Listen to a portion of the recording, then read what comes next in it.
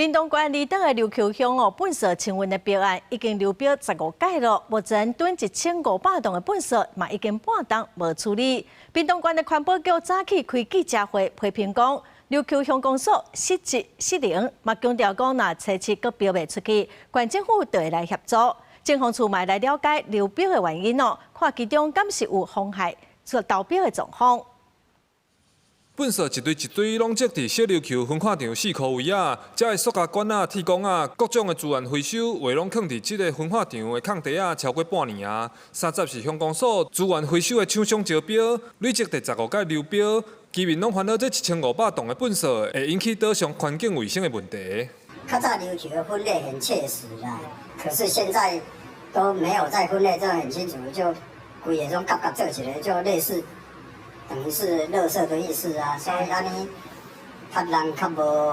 無法度去清理啦，影響到規個島上環境甲衛生，就影響到阮遮觀光啊。因為小琉球的糞掃清運屬於地方管理，積佇小琉球島上1500棟的糞掃，琉球鄉長和秘書到初一早起，依然是無接手機啊。記者30實際到鄉公所，嘛攏找無鄉長，因為熱人要到啊，驚影響到居民和觀光。早起屏東縣政府臨時開記者會，批評鄉公所失職。環保局長強烈表示，希望琉球鄉公所佇初七的招標，會當甲糞掃清運處理好勢，若無環保局就會插手介入。那鄉公所再度讓他流標數次，公所自己要負這個責任，因為這個清運費用在全國裡面不是低哦，還有些微的偏高，所以依據地方自治法，琉球鄉公所還是要自己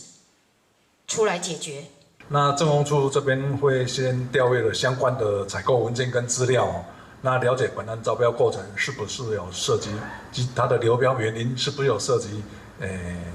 有圍標啦、綁標啦，還是妨礙投標等不法情事哦。政風處表示，會針對這15屆流標調記錄來檢查，協助了解是毋是有違法的狀況。環保局呼籲，希望琉球鄉長陳國在趕緊將糞掃清運解決。若是初七閣流標，縣府就會介入協助清運，但是清運費用就會由縣府這邊扣除。記者柯明哲，屏東報道。